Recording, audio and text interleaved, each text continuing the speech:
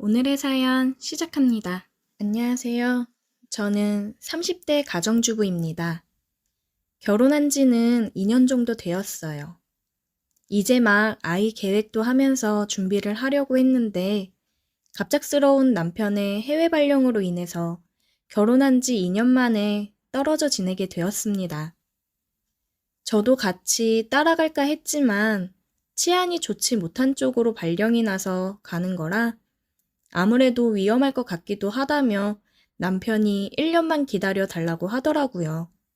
솔직히 해외 나가서 말도 제대로 안 통하는데 가 있는 것도 무섭기도 하고 그래서 그냥 한국에 남아있기로 했습니다. 그런데 남편이 조심스레 또 한 가지 제안을 하더라고요. 평소에는 혼자 살고 계시는 시아버님 댁에 남편이 종종 들려서 살펴보고 챙겨드리고 그랬어요. 저는 한 달에 4번 정도 찾아뵙고 같이 식사하고 그랬습니다. 남편이 시아버님, 시어머님과 일찍 사별을 하시고 아직까지 혼자 계셔서 많이 안쓰러워하고 챙기는 효자였거든요. 이제 자기가 해외로 나가면 아버님을 자주 들여다보기 힘들고 하니까 제가 혼자 있는 것도 걱정이 되고 아버님이랑 같이 지내는 건 어떻겠냐고 제안을 하더라고요. 솔직히 많이 망설여지긴 했습니다. 시아버님이랑 사이가 안 좋은 편은 아니에요. 좋은 편입니다. 그런데 혹시 같이 살면서 사이가 괜히 불편해지고 불만이 생기지는 않을까 걱정이 되더라고요.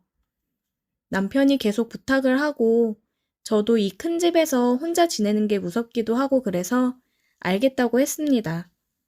대신에 당신 돌아오면 진짜 나한테 지금보다도 더 잘해야 된다고 투정 아닌 투정을 부렸습니다. 남편이 떠나기 일주일 전 시아버님이랑 합가를 했습니다. 아버님은 계속 혼자 지내도 되는데 괜히 세아가 불편하게 내가 여기 들어오는 거 아니냐고 재차 말씀을 하셨어요. 아버님, 절대 그런 거 아니니까 그런 걱정하지 마세요. 저도 아버님 같이 계시는 게 마음이 더 편하고 좋으니까 괜히 그런 생각하지 마셔요. 내가 괜히 미안해서 그렇지. 혹시 불편하거나 그런 거 있으면 꼭 말해다오. 바로 집 알아보마. 네, 알겠어요. 아버님 걱정 마세요. 아버지, 요리 솜씨 엄청 좋으시잖아요. 집사람한테 가끔씩 맛있는 요리 해주시고 그러면 좋죠. 혼자 있으면 집사람도 대충 밥도 잘 안 챙겨 먹을 텐데 아버지랑 같이 있으면 밥도 잘 챙겨 먹고 좋죠. 남편이랑 셋이서 지내는 일주일이 지나고 남편은 해외로 떠났습니다. 시아버님이랑 같이 공항에 가서 배웅을 하고 집으로 돌아왔어요. 남편이 떠나고 집에 돌아와서 방으로 들어오니 괜히 눈물이 났습니다. 1년이라는 시간을 떨어져 있어야 한다니 실감도 안 나고 잘 지낼 수 있을까 걱정이 되더라고요. 남편이 떠나고 며칠 동안은 굉장히 우울했어요. 아버님 앞에서는 내색을 안 하려고 노력했는데 아무래도 눈에 다 보이셨나 봐요. 아버님이 제 기분을 풀어주고자 노력을 많이 해주셨습니다. 아가, 오늘 시장 나갔다가 복숭아가 맛있게 생겼길래 사왔는데 같이 먹자. 너 복숭아 좋아하잖니? 아버님, 저 복숭아 좋아하는 거 기억하고 계셨어요? 오래전에 한번 말씀드렸던 건데. 그럼 기억하지. 우리 며느리 뭐 좋아하는지는 알고 있어야지. 감사해요. 제가 깎아올게요. 같이 먹어요. 아버님은 매번 어디 다녀오실 때면 제가 좋아하는 것들을 사다 주셨어요.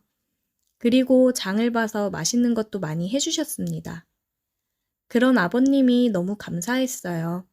그리고 괜히 죄송했습니다. 아버님도 아들을 보낸 거나 마찬가지인데 혼자 너무 우울해하고 있었다 생각이 들더라고요. 아버님, 오늘 우리 저녁에는 외식하고 영화나 보고 올까요? 영화? 그럴까? 영화관 가본 지가 언제인지도 모르겠구나. 제가 모시고 갈게요. 요즘 코믹 영화 개봉했다고 하더라고요. 너무 재밌대요. 우리 영화 보면서 실컷 웃어요, 아버님. 아버님이랑 오랜만에 나가서 외식도 하고 영화도 보고 즐거웠습니다. 사진을 찍어서 남편한테 보내줬어요. 남편이 아버님이랑 잘 지내줘서 고맙다고 하더라고요. 오히려 제가 감사했습니다. 아버님이 안 계셨으면 혼자 많이 외롭고 우울해하고 있었을 것 같거든요. 그렇게 반년 정도를 지내고 있었어요. 아버님이랑 같이 정말 잘 지내고 있는데 뭔가 저희 둘 사이에 묘한 기류가 흐르기 시작한 것 같았습니다. 아무래도 시아버지랑 며느리 사이라고 해도 남자와 여자인데 한 집에서 같이 서로를 의지하면서 살다 보니까 뭔가 묘해지더라고요. 신혼부부처럼 매일같이 식사 준비도 하고 장도 보러 나가고 가끔씩 외식도 하면서 또 영화도 보러 다니고 집에서 같이 드라마 보면서 하하호호 하기도 하고 뭔가 연인이 된 듯한 기분이었어요. 처음에는 조금 어색하고 불편했던 생활이 어느덧 자연스러워져서 아무렇지 않게 터치를 하며 스킨십을 하고 그랬습니다. 과감한 스킨십이라기보다는 식사 준비를 하고 있으면 오늘 저녁 메뉴는 뭔가 하면서 제 어깨를 잡고 쓰다듬으신다거나 저도 아버님이랑 같이 드라마를 보면서 아버님 저것 좀 봐요 하며 아무렇지 않게 아버님을 터치한다던가 뭔가 정말 연인처럼 부부처럼 그렇게 지내고 있었어요. 남편이 없는 빈자리를 아버님이 오히려 더 잘 챙겨주시고 하니까 마음이 이상했습니다. 해외에서 열심히 일하고 있는 남편을 생각하면 이러면 안 되지만 지금 현재 상황이 저희 마음이 어떻게 할 수 있는 게 아니었어요. 뭔가 아슬아슬한 줄타기를 하고 있는 듯 했습니다. 그러다가 결국 선을 넘고 말았습니다. 아버님, 오늘 비도 오는데 파전에 막걸리 어때요? 오, 파전에 막걸리 완전 좋지. 오징어 넣어서 해먹자꾸나. 아버님이랑 파전도 같이 부치고 막걸리도 사와서 같이 먹었습니다. 한참을 아버님이랑 수다를 떨면서 막걸리를 마셨어요. 비가 오기도 하고 아버님이랑 이렇게 취할 정도로 술을 많이 마시는 건 처음이어서 그랬을까요? 막걸리를 마시다가 눈을 마주쳤고 저희는 어느새 입을 맞추고 있었습니다. 아가, 아버님. 그렇게 저희는 넘어서는 안 될 선을 넘어버렸습니다. 점점 더 뜨거워졌고 소파로 향했습니다. 일찍이 사별하여 외로웠던 아버님과 6개월간 남편 없이 외롭게 지낸 저는 어느 때보다 뜨거웠어요. 이 순간은 남편이 생각나지 않았습니다.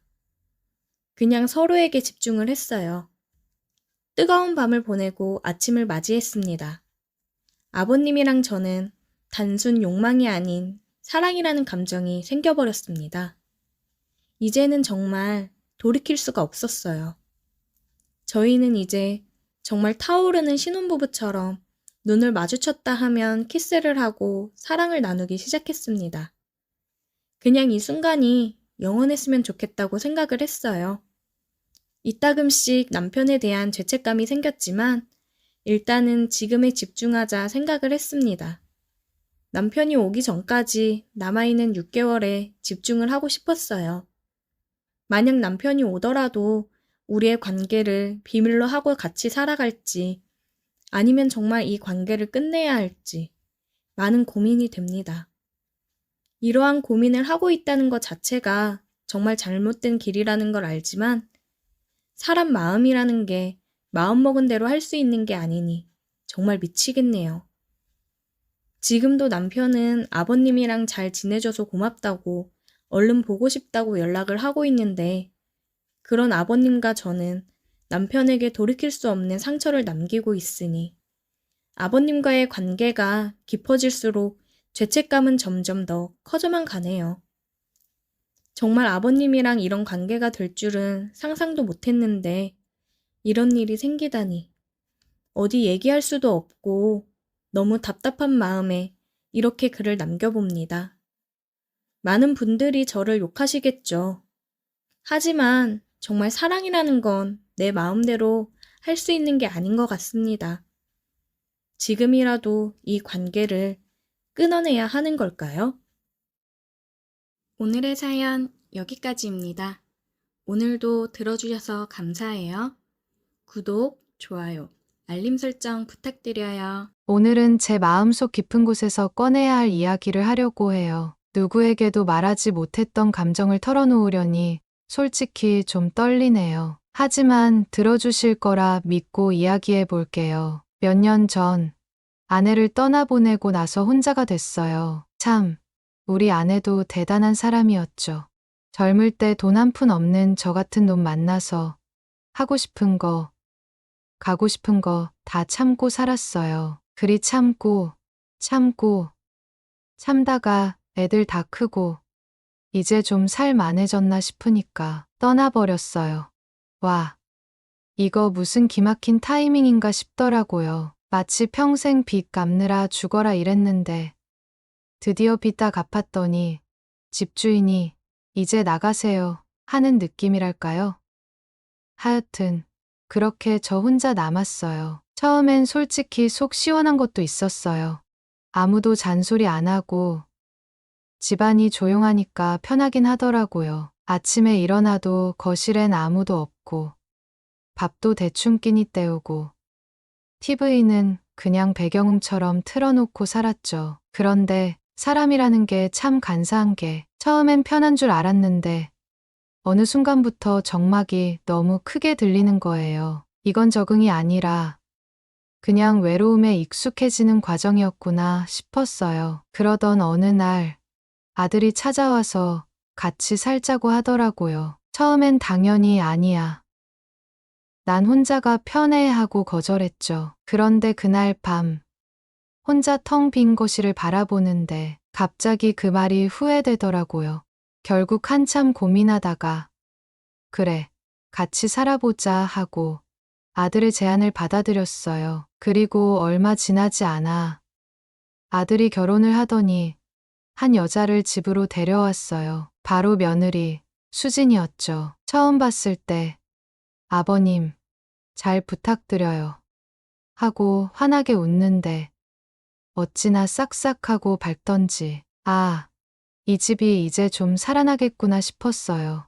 수진이는 참 밝고 다정한 사람이에요. 그냥 성격이 좋은 정도가 아니라 보고 있으면 사람 마음이 절로 편안해지는 그런 스타일이죠. 근데 알고 보니 이 아이 어릴 때부터 참 외롭게 컸더라고요. 부모님이 뭐가 그렇게 급하셨는지 너무 일찍 세상을 떠나셨대요. 그래서 혼자 지내는 시간이 많았고 결혼하면 꼭 시아버지랑 같이 살고 싶다고 입버릇처럼 말하고 다녔대요. 우리 아들에게도 맨날 다 아버님이랑 같이 살 거야 라고 했다더라고요. 처음엔 그냥 그런가 보다 했어요. 근데 보면 볼수록 이 아이는 진짜 어디서든 사랑받을 성격이더라고요. 밝고 싹싹하고 따뜻하고 뭔가 주변까지 환하게 만드는 힘이 있는 그런 사람이랄까요? 우리 집에 들어온 이후로는 분위기가 확 바뀌었어요. 원래 조용하고 휑했던 집이 갑자기 생기가 넘치고 아침부터 바람이 싹 도는 느낌이랄까요? 솔직히 처음엔 그냥 시집 왔으니 집안일이나 하겠지 하고 생각했어요. 근데 웬걸 이 아이는 뭐든 배우고 익히는데 엄청난 열정을 가지더라고요. 청소도 그냥 하는 게 아니라 아버님, 여기 구석에 먼지 쌓이는 거 아셨어요? 하면서 구석구석 닦아내고 요리도 그냥 대충 하는 게 아니라 레시피 하나하나 꼼꼼하게 외워가면서 하더라고요. 그러더니 이젠 아침부터 바쁘게 움직여요. 새벽같이 부엌에서 달그락거리는 소리가 나길래 나가보면 아버님, 오늘은 따뜻한 미역국 드세요.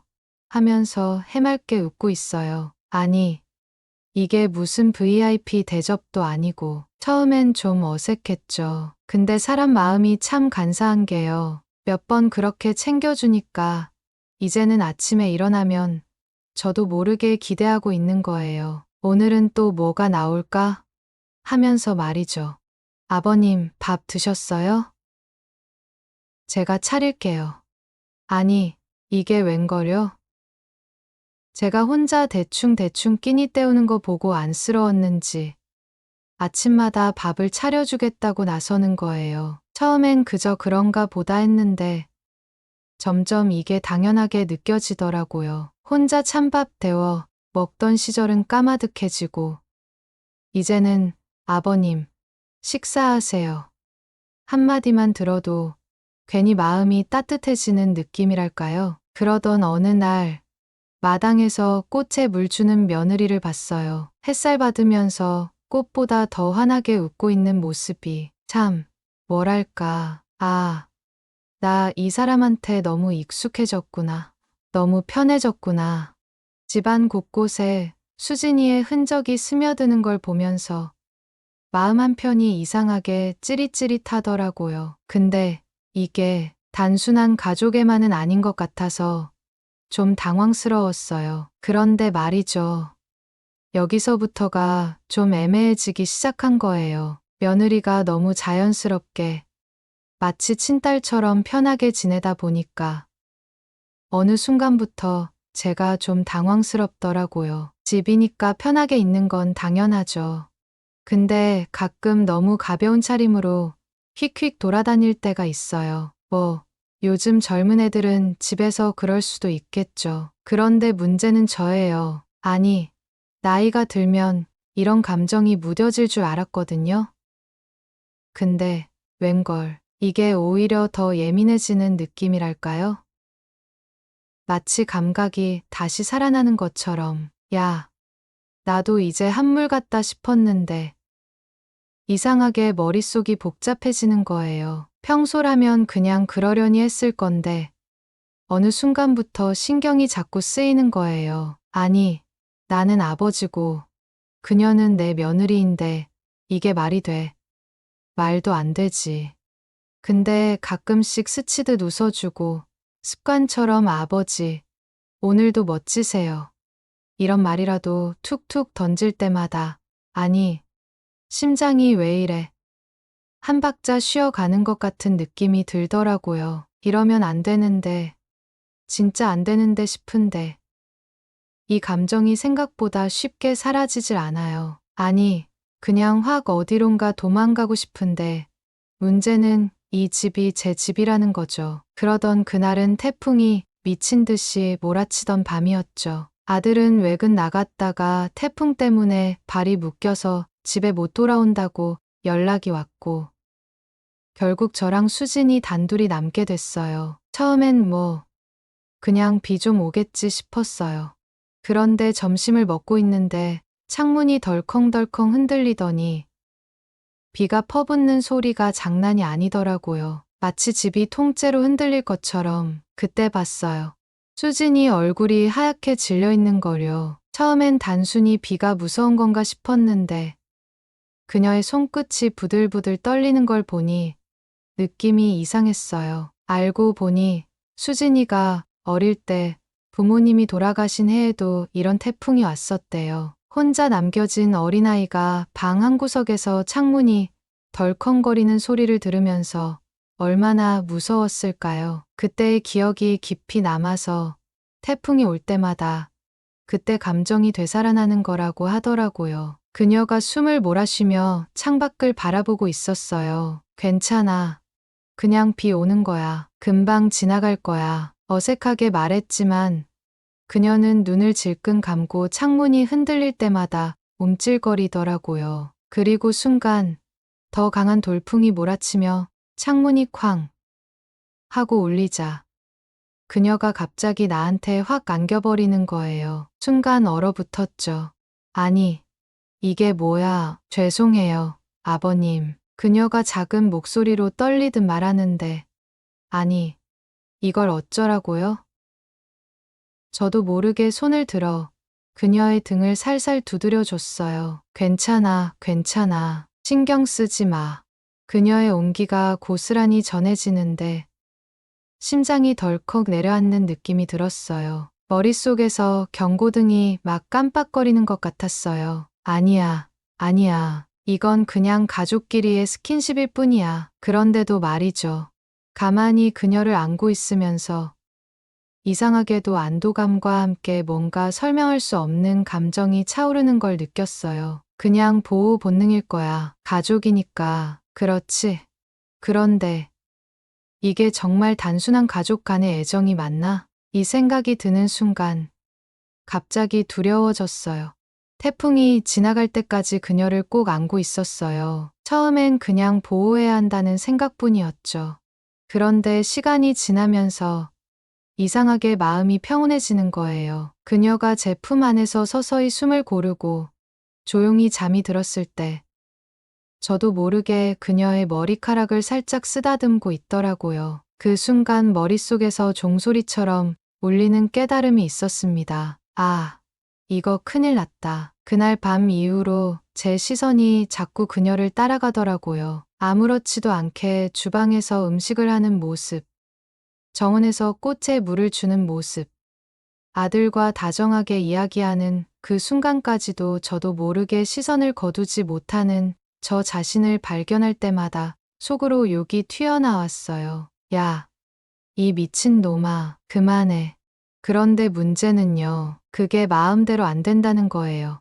머리는 안 돼, 안 돼 하고 외치는데, 가슴은 전혀 딴소리를 하니까, 아들과 그녀가 웃으며 대화를 나누는 모습을 보고 있으면, 나도 모르게 따라 웃다가도, 갑자기 가슴 한쪽이 쿵 내려앉는 거예요. 마치 내 것이 아닌 걸 탐하는 이상한 죄책감 같은 게 밀려오는데, 그래도 멈출 수가 없어요. 이 감정을 어떻게 해야 할까요? 솔직히 저도 모르겠어요. 그냥 시간이 해결해 줄까요? 아니면 내가 어떻게든 이 마음을 다잡아야 할까요?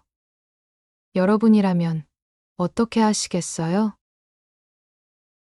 오늘도 영상 끝까지 봐주셔서 정말 감사합니다. 좋아요와 구독은 큰 힘이 됩니다. 다음 영상에서 더 재미있는 썰로 찾아뵐게요. 감사합니다. 저는 올해 40대 중반이 되는 한 남자의 아내입니다.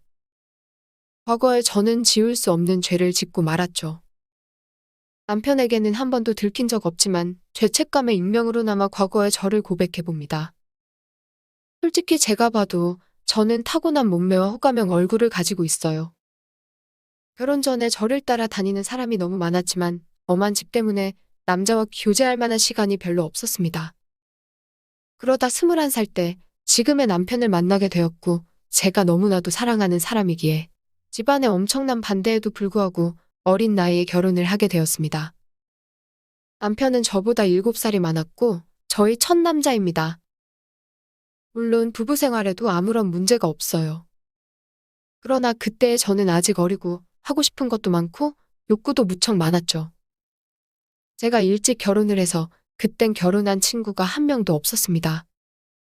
친구들이 나이트 가서 놀았던 이야기, 남자친구와 만나고 헤어지는 이야기를 들으면 부럽기도 하였습니다. 그럴 때마다 저도 설레임을 갖고 싶다는 생각을 하기도 했죠. 그러다 3년간 남편만 보고 살았던 저에게 한 차례의 외도로 인해 저의 인생이 180도 달라졌던 경험담에 대해 말해보고자 합니다. 제가 20대 초반이었을 때 그때까지만 해도 저는 다른 남자를 만난다는 건 죄악이라고 생각하였습니다. 그날도 여느 때와 다름없이 퇴근하는 남편을 위해 요리를 하고 있었어요. 현관문이 열리는 소리에 남편을 맞이하러 달려나가니 울상을 짚고 들어와 한숨을 크게 쉬는 남편에게 무슨 일이 있냐고 물어봤습니다. 여보, 나 핸드폰 잃어버렸어. 그거 비싼 건데. 그 핸드폰은 산지 얼마 되지 않은 거였고 할부도 아직 많이 남았습니다. 저는 아쉽지만 다시 하나 더 사면 된다고 그냥 잊어버리라고 위로하였습니다. 그런데 문제는 그 다음 날에 남편 번호로 저에게 전화가 왔습니다. 어제 손님의 핸드폰을 맡기고 술을 20만 원이나 먹었는데 여기에 그쪽 분 전화가 찍혀 있어요. 핸드폰 주인한테 언제 찾으러 오시는지 연락 좀 해줘요. 알고 보니 누군가 핸드폰을 주워서 가게에 맡기고 외상으로 술을 먹은 거였습니다. 가게 주인은 핸드폰을 찾아가려면 술값을 가지고 술집으로 오라고 하더군요.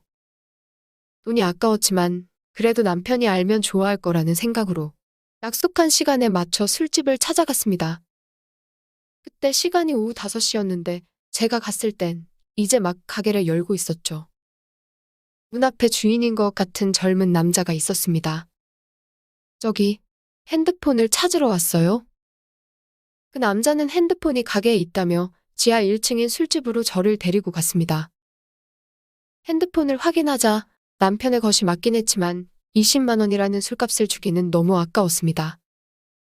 저기, 혹시 20만 원어치 술을 마신 게 정말 맞나요?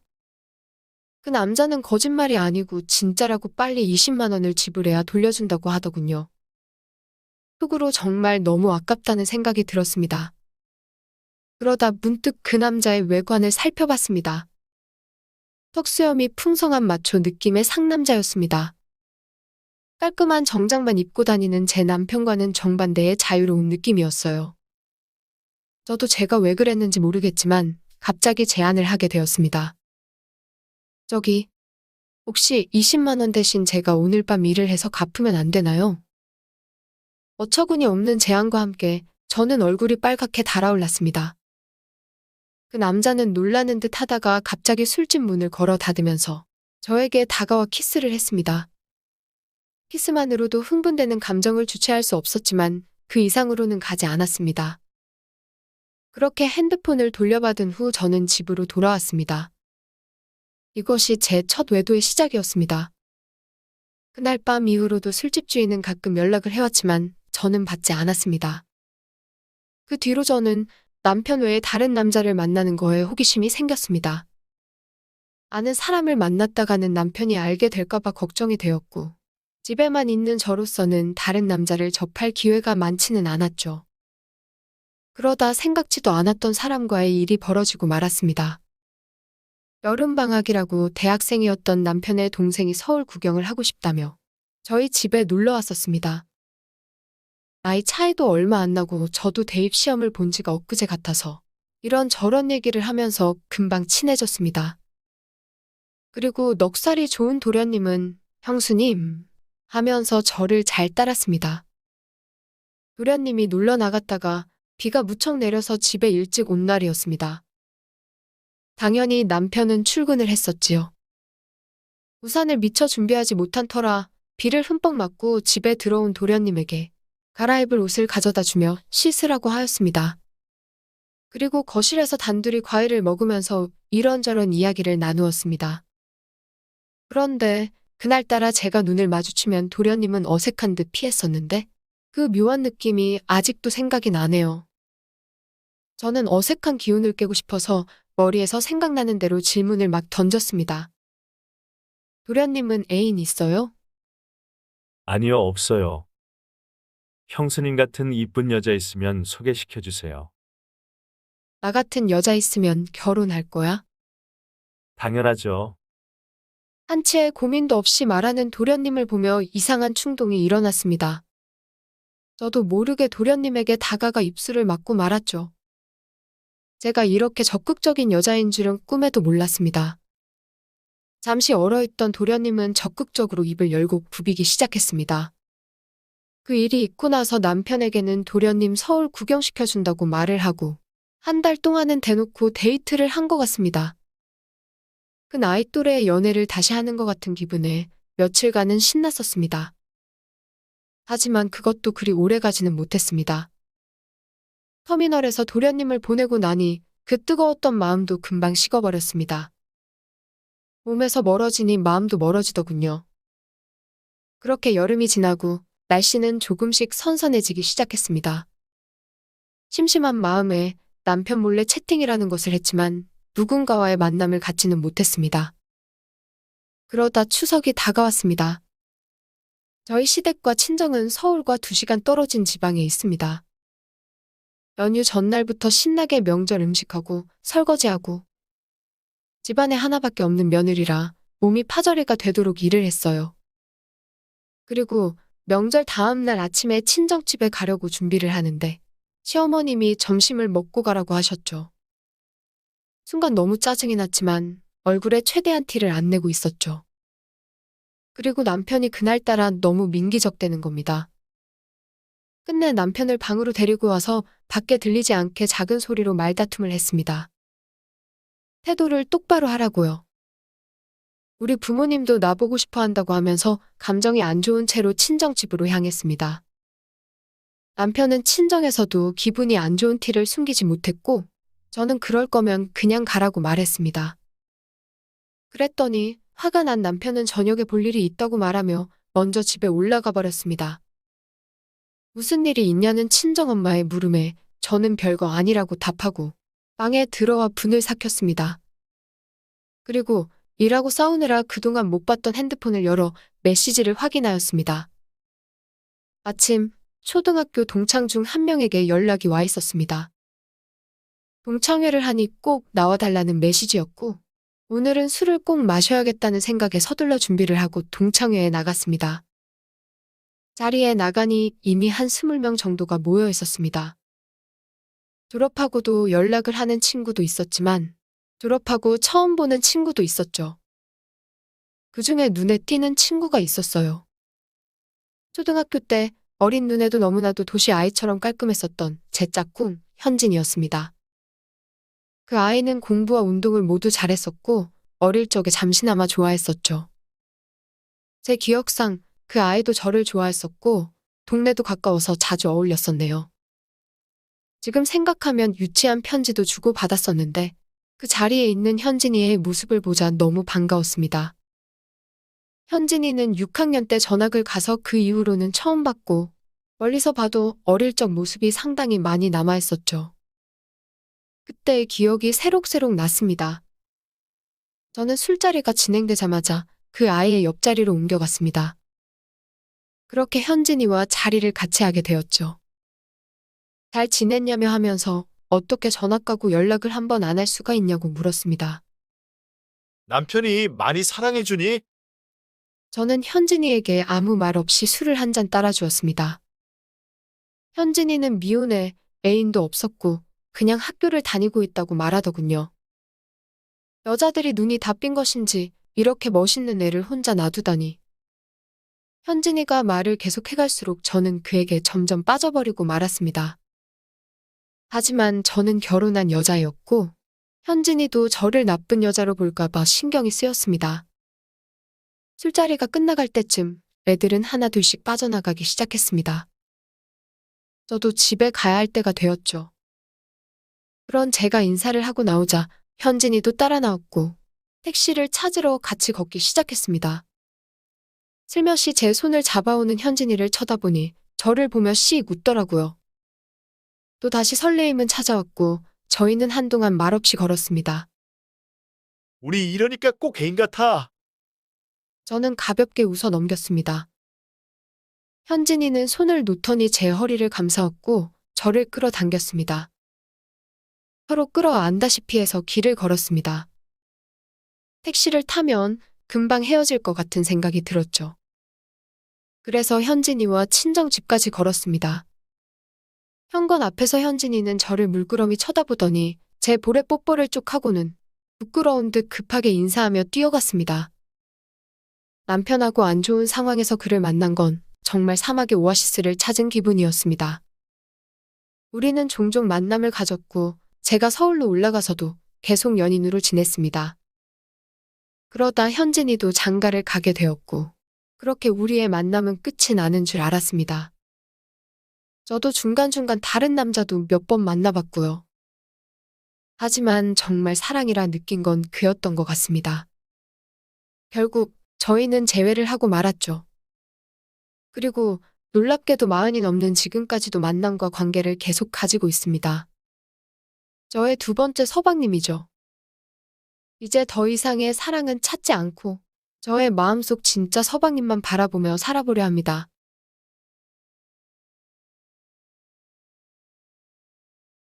일단 제 이름은 혜진이고요. 조금 넘은 평범한 가정주부입니다. 사건이 벌어진 날은 평소와 다를 것 없는 금요일 저녁이었어요. 남편은 벌써 5년 전에 좋은 곳으로 떠났고 아들은 직업군인으로 철원에 있어서 집에는 늘 저 혼자예요. 사실 혼자 사는 게 익숙해진 지는 꽤 됐지만 가끔씩은 너무 조용해서 심심할 때도 많아요. 그날도 딱히 특별한 계획은 없었어요. 저녁밥으로 냉장고에 있던 김치찌개를 데워 먹고 설거지를 대충 끝낸 뒤 소파에 앉아 넷플릭스를 켰죠. 요즘 빠져있는 드라마가 있는데 일본 드라마 고독한 미식가예요. 혼자 밥 먹으면서 그 드라마를 보면 이상하게 덜 외로운 기분이 들더라고요. 드라마를 보다가 문득 맥주가 생각났어요. 냉장고를 열어보니 딱 2캔 남아있더라고요. 아, 내일 마트 가야겠다 하고는 맥주 한 캔을 꺼내서 따고 드라마랑 같이 홀짝거리며 마셨죠. 맥주는 시원했고 드라마 속 주인공이 맛있게 먹는 음식들을 보니 저도 괜히 더 기분이 좋아졌어요. 첫 캔을 금방 비우고 나니 뭔가 아쉬운 기분이 들어서 2번째 캔도 바로 땄어요. 사실 요즘 들어 잠이 잘 안 와서 밤마다 뒤척이는 일이 많았거든요. 근데 맥주를 한두 캔 마시면 몸이 살짝 나른해지면서 잠이 잘 오더라고요. 그래서 저만의 수면제처럼 자주 이용하고 있었죠. 2번째 캔도 반쯤 마셨을 때쯤 드라마는 끝났고 저는 슬슬 눈꺼풀이 무거워지기 시작했어요. 아, 이제 좀 자야겠다 싶어서 맥주 캔을 싱크대에 두고 불을 끄고 안방으로 들어갔어요. 방 안은 적당히 어두웠고 침대에 누우니 이불이 포근하게 몸을 감싸주는 느낌이 참 좋더라고요. 눈을 감고 누워있으니 맥주 덕분인지 몸이 나른해지고 머릿속이 편안해지면서 금방 잠이 올 것 같았어요. 오늘도 별일 없이 지나간 하루구나 하고 생각하며 천천히 숨을 고르는데 그때까지는 정말 평화로웠어요. 한참 자고 있는데 갑자기 현관문 열리는 소리가 들리는 거예요. 뭐야? 아들이 휴가 나왔다가 술 한잔하고 지금 들어오나 보네. 저는 처음엔 그냥 그렇게 생각했어요. 아들이 가끔 갑작스럽게 휴가를 나오기도 해서 별로 놀라지도 않았죠. 그래서 다시 눈을 감고 잠을 청하려고 했어요. 그런데 이상하게 뭔가 느낌이 묘하더라고요. 평소에 아들이 집에 들어올 때는 특유의 패턴이 있었거든요. 술이라도 한 잔 걸치고 오면 현관문을 열 때부터 약간 어수선한 소리가 나요. 신발을 벗다가 툭 떨어뜨리거나 문을 세게 닫거나 발소리가 어기적거리면서 쿵쿵 울리는 시기죠. 그런데 이날은 이상하게도 너무 조용했어요. 발소리가 마치 누군가 일부러 들키지 않으려고 조심조심 걷는 것처럼 들리는 거예요. 신발 벗는 소리도 거의 안 들리고 문 닫는 소리도 아주 살짝만 났어요. 평소 같으면 엄마, 나왔어 하고 큰 소리로 외칠 텐데 이날은 그런 인사도 없었고요. 뭐야? 왜 이렇게 조심스러워? 혹시 무슨 사고라도 치고 온 건가? 순간 머릿속에 별의별 생각이 다 들더라고요. 혹시 술 먹고 무슨 문제를 일으켜서 조용히 들어오는 건가 싶기도 했고 아니면 친구 집에서 놀다가 늦게 들어온 걸 제가 혼날까봐 그러는 건가 싶기도 했어요. 아니, 근데 그렇다고 해도 이렇게까지 조용할 필요가 있나? 그때부터는 괜히 심장이 두근거리기 시작했어요. 평소와는 다른 그 묘한 기운이 자꾸 신경 쓰이더라고요. 침대에 누워 눈을 감고 있었지만 귀는 현관 쪽 소리에 온통 집중되어 있었어요. 발소리가 천천히 거실 쪽으로 이동하는 것 같았는데 여전히 너무 조용했어요. 마치 누군가 고양이처럼 발끝으로만 살금살금 걷는 것 같달까요? 그 순간 머릿속에 스쳐 지나가는 생각이 하나 있었어요. 아니, 근데 정말 아들이 맞는 걸까? 이런 생각이 스치면서 순간적으로 긴장감이 확 올라왔어요. 심장이 두근두근 뛰고 숨소리마저 조심스럽게 내게 되더라고요. 그런데 그때 문이 아주 살짝 열리는 소리가 들렸어요. 저는 본능적으로 몸을 이불 속에 더 깊이 숨겼어요. 그리고 눈을 반쯤 뜨고 슬쩍 문 쪽을 봤죠. 누군가 방 안으로 들어오고 있었어요. 어둠 속이라 얼굴은 잘 보이지 않았지만 희미한 실루엣으로 키랑 체격이 얼핏 아들이랑 비슷해 보이더라고요. 그래서 순간적으로 아, 역시 아들이구나 하고 안심했어요. 그 사람은 침대 옆에 서서 잠시 머뭇거리더니 갑자기 옷을 벗기 시작했어요. 겉옷이 바닥에 툭 떨어지는 소리가 들렸고 이어서 티셔츠인지 뭔지 또 하나를 벗어서 대충 침대 옆에 던지더라고요. 저는 그 모습을 이불 속에서 지켜보면서도 별다른 의심은 들지 않았어요. 아구, 이놈 어디서 술을 이렇게 많이 먹고 지방도 못 찾아 들어왔나 보네. 그렇게 생각했죠. 아들이 예전에도 술에 취하면 가끔 제 방으로 들어와서 자는 일이 있었거든요. 그래서 그날도 그냥 그런가 보다 싶었어요. 그 사람은 옷을 다 벗고 침대 한쪽으로 들어와 눕더라고요. 침대가 살짝 내려앉으면서 특유의 삐걱거리는 소리가 났고 술 냄새 같은 게 은은하게 풍겨왔어요. 아구, 정말 술을 얼마나 마셨길래 이렇게 비틀거리냐. 한마디 하고 싶었지만 저도 맥주 2캔을 마신 터라 몸이 나른하고 귀찮아서 그냥 넘어가기로 했어요. 이불 속에서 한숨을 푹 쉬며 눈을 감았죠. 내일 아침에 잔소리 좀 해야겠다 하고 생각하면서요. 저는 어느새 잠이 들었는데 한밤중에 갑자기 배 쪽에서 이상한 느낌이 들어 잠에서 깼어요. 처음에는 꿈인가 싶었는데 뭔가 낯선 감각이 계속 이어지더라고요. 순간적으로 놀라서 몸을 움찔하며 눈을 떴어요. 뭐지? 아들이 장난이라도 치는 건가? 어둠 속에서 희미하게 보이는 실루엣을 보니 아들인 줄만 알았던 그 사람이 제 몸을 돌리더니 이상한 행동을 하기 시작했어요. 그러더니 쑥 하고 저에게 들어왔습니다. 저는 당황했지만 술에 취해 정신이 없는 아들이 실수로 이러는 거라고 생각했어요. 아이고, 이놈, 술을 얼마나 마셨길래 이렇게 정신을 못 차리냐. 일단 상황이 끝나면 혼을 내야겠다고 생각하며 저는 그 순간을 참고 넘기기로 했어요. 젊어서 그런지 30분을 넘게 그 짓을 하더라고요. 오랜만에 맛보는 것이 솔직히 기분 좋았습니다. 모든 일이 끝나고 나서야 저는 이 정신없는 녀석을 혼내야겠다고 마음먹고 큰 소리로 말했어요. 야, 이 정신없는 놈아, 너 지금 뭐 하는 짓이야? 그런데 돌아온 대답은 제가 전혀 예상치 못했던 한마디였어요. 누구세요? 낯선 남자의 목소리였습니다. 순간 등골이 서늘해지며 머리가 하얘졌어요. 뭐야? 이게 무슨 소리야? 내 아들이 아니라고? 저는 얼어붙은 채로 숨도 제대로 쉴 수 없었어요. 방금 전까지 제 옆에 누워있던 사람이 아들이 아니라는 사실을 깨닫는데 몇 초가 걸렸고 그제야 온몸에 소름이 돋으며 상황이 심각하다는 걸 알게 됐죠. 그 순간 심장이 쿵 하고 내려앉았어요. 설마 도둑인가? 라는 생각이 머릿속을 스쳤죠. 순간적으로 숨을 죽이고 가만히 상황을 지켜봤어요. 그런데 또 곰곰이 생각해보니 도둑이 굳이 우리 집 안방까지 들어올 이유가 없잖아요. 게다가 아무런 소란도 없이 이렇게 조용히 행동하는 것도 이상했어요. 그래서 용기를 내서 이불을 살짝 들추고 조심스럽게 물었어요. 아들 맞지? 하지만 대답이 없었어요. 심장이 미친 듯이 뛰기 시작했죠. 이건 뭔가 잘못됐다는 직감이 강하게 들었어요. 다시 한번, 이번에는 조금 더 큰 소리로 물었어요. 누구세요? 그제야 그 사람이 멈칫하더니 갑자기 침대 옆에 있는 스탠드 불을 켜는 거예요. 방안이 환해지면서 그 사람 얼굴이 드러났죠. 저는 순간 얼어붙었어요. 그 사람이 누구였냐면 바로 옆집에 사는 민수 아빠였던 거예요. 저는 눈이 휘둥그레졌고 민수 아빠 역시 저를 보며 얼어붙었어요. 둘 다 입을 떡 벌린 채로 한동안 아무 말도 못하고 멍하니 서로를 쳐다봤죠. 머릿속이 하얘지면서 도대체 이 상황이 어떻게 된 건지 이해가 안 됐어요. 한참 그렇게 있다가 제가 정신을 차리고 소리쳤어요. 민수 아빠, 여기 왜 있어요? 그제야 민수 아빠가 당황한 얼굴로 손사래를 치며 더듬더듬 말하기 시작했어요. 아, 알아. 잠깐만요. 진정하세요. 이거 오해예요. 정말이에요. 오해라니. 무슨 오해? 저는 너무 놀라서 침대에서 벌떡 일어나며 소리쳤어요. 아니, 오해고 뭐고 지금 뭐 하는 거예요? 여기가 어디라고 들어와요? 민수 아빠의 얼굴은 새빨개져 있었고 그는 머리를 긁적이며 어쩔 줄 몰라 했어요. 아니, 그러니까 저도 잘 모르겠어요. 술을 좀 마시고 집에 들어왔는데 뭔가 좀 이상하더라고요. 그러다 보니까 저는 황당해서 말을 잇지 못했어요. 아니, 그래서 왜 우리 집에 들어왔냐고요? 민수 아빠 집은 옆집이잖아요. 민수 아빠는 머리를 감싸주며 한숨을 내쉬더니 얼굴에 난처한 표정을 가득 담고 말했어요. 아, 그러니까 제가 술을 좀 많이 마셨거든요. 그래서 문을 잘못 열고 들어온 것 같아요. 정말 죄송합니다. 너무 죄송해요. 저는 그 말을 듣고 더 어이가 없었어요. 아니, 문을 잘못 열고 들어왔다고요?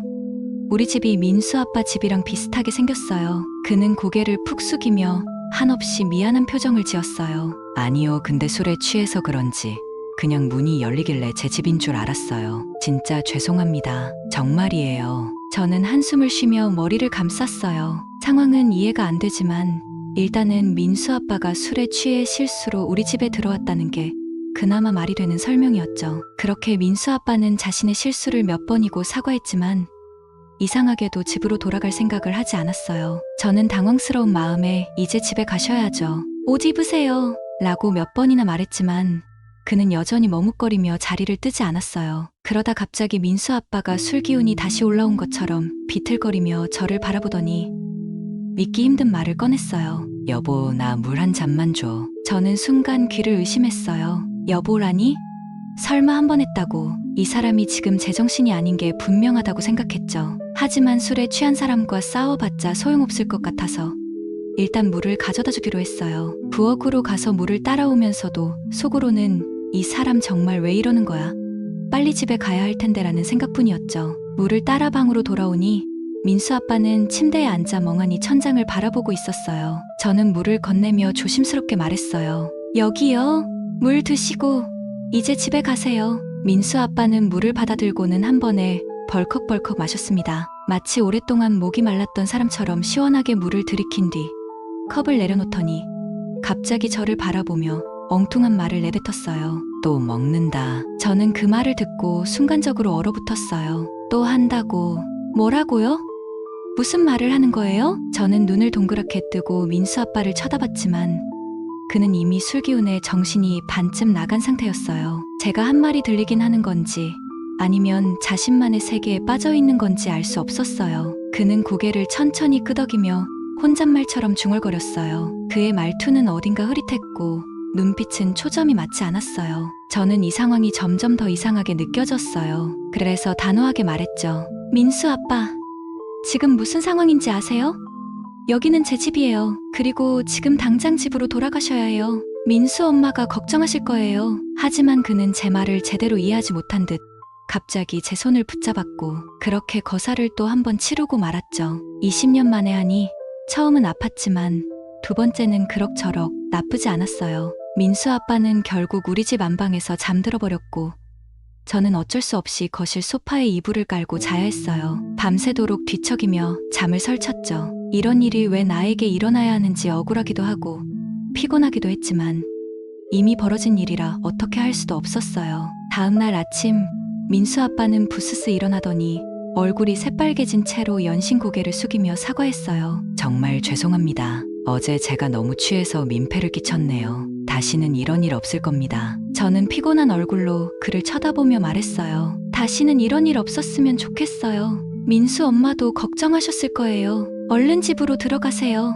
민수 아빠는 고개를 몇 번이고 끄덕이며 허둥지둥 현관문을 나섰어요. 저는 그가 집으로 잘 들어가는지 확인하려고 문틈으로 조용히 내다봤죠. 그런데 옆집 현관문이 열리는 소리가 들리더니 민수 아빠가 들어가는 모습이 보였어요. 그 순간 민수 엄마의 잔소리가 우리 집까지 들릴 정도로 크게 울려 퍼졌죠. 당신이 도대체 어제 어디서 잤는지 알아? 이게 몇 번째야? 또 술 먹고 사람들한테 민폐 끼치고 정말 창피해서 못 살겠어. 저는 그 소리를 들으며 피식 웃음이 나왔어요. 민수 엄마의 성격을 알기에 민수 아빠가 한동안 고개를 들지 못할 거라는 생각이 들었죠. 그런데 며칠 뒤 이 사건에 대해 민수 엄마와 이야기를 나누다가 깜짝 놀랄 만한 사실을 알게 됐어요. 어머, 그런데 참 신기하네. 우리 집 도어락 비밀번호가 민수네 집이랑 똑같더라고. 그 말을 듣는 순간 모든 게 이해가 됐어요. 민수 아빠가 술에 취해 우리 집을 자기 집으로 착각하고 들어온 이유가 바로 그거였던 거죠. 저는 어이가 없어서 웃으며 말했어요. 그래도 다음엔 꼭 집을 확인하고 들어가시라고 전해주세요. 저도 깜짝 놀랐으니까요. 그 후로 민수 아빠는 저를 볼 때마다 고개를 숙이며 민망해했고 저는 이런 일이 다시는 없기를 바라며 비밀번호를 바꿔야겠다는 생각을 했답니다. 그 후로 민수 아빠는 술만 먹으면 우리 집으로 왔어요. 저는 그 맛을 못 잊어서 비밀번호를 바꾸지 못했거든요. 하지만 그 후로 민수 아빠는 술만 마시면 꼭 우리 집으로 찾아왔어요. 처음엔 실수였겠거니 하고 넘겼지만 점점 그 빈도가 잦아지더라고요. 아유, 또 오셨어요? 제가 한숨을 쉬며 문을 열면 민수 아빠는 얼굴이 벌개진 채로 멋쩍게 웃으며 말했어요. 아이고, 또 민폐 끼치러 왔네요. 그래도 여기만큼 맛있는 데가 없어서요. 저는 민수 아빠를 쳐다보며 속으로 내심 기분이 좋더라고요. 그래서 비밀번호를 바꾸지 못했어요. 사실 민수 아빠가 우리 집에 올 때마다 맛있게 먹고 가곤 했거든요. 민수 아빠는 술에 취해도 항상 이렇게 말했어요. 이 집 정말 최고예요. 민수 엄마도 이런 맛은 절대 못 따라가요. 다음에 또 먹으러 올게요. 그 말을 들을 때마다 저도 모르게 기분이 좋아졌어요. 누군가 이렇게까지 칭찬해주는 일이 흔치 않았으니까요. 그러다 보니 비밀번호를 바꿔야겠다는 생각이 들다가도 막상 바꾸지는 못했어요. 설마 또 오겠어? 라는 생각과 함께요. 하지만 민수 아빠는 그 기대를 저버리지 않고 술만 마시면 우리 집으로 찾아왔죠. 그렇게 몇 번 반복되다 보니 이제는 제가 먼저 준비를 하게 됐어요. 민수 아빠가 올 것 같은 날이면 미리, 에휴. 이러다 우리 집이 민수 아빠의 술집이 되는 거 아니야? 저는 혼잣말로 투덜거리면서도 어쩐지 그 상황이 싫지만은 않았어요. 오늘의 사연은 여기까지입니다. 구독과 좋아요는 사랑입니다. 제 채널에 오신 걸 환영합니다. 흥미로운 이야기들을 놓치지 않으려면 좋아요와 구독을 눌러주세요. 저는 30살 먹은 젊은 청년입니다. 몇 년 전 대학을 졸업하고 취업을 했다가 회사가 어려워져서 부득이하게 퇴사를 하게 되어 백수로 지내고 있었습니다. 그런데 그런 저에게 행운이 따를 줄은 몰랐습니다. 회사를 다닐 때는 여러 모임에 많이 참석했는데 이제 백수가 되다 보니 회비를 내는 것도 부담이 되어 모임이 있어도 참석하지 못했습니다. 그런데 제가 유일하게 빠지지 않고 참석하는 모임이 하나 있습니다. 바로 고등학교 동기들 모임인데요. 제가 빠지지 않고 참석하는 이유는 2만 원만 내면 고기도 많이 먹고 술도 코가 삐뚤어지게 마실 수 있었기 때문입니다. 지난달 모임에 갔더니 모임 회장이 다음 달에는 원래 모임 대신 총동창회로 대신한다고 하더라고요. 장소는 특급 호텔 대연회장에서 한다고 해서 괜히 회비가 올라가는 게 아닌가 걱정했습니다.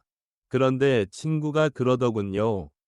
회비를 따로 올리진 않으니 나오라고 하며 잘 나가는 선배들도 많으니 문도장 찍어두면 나쁠 거 없다고 얘기해서 참석해 보기로 했습니다. 그리고 호텔 음식을 먹을 생각에 설레었습니다.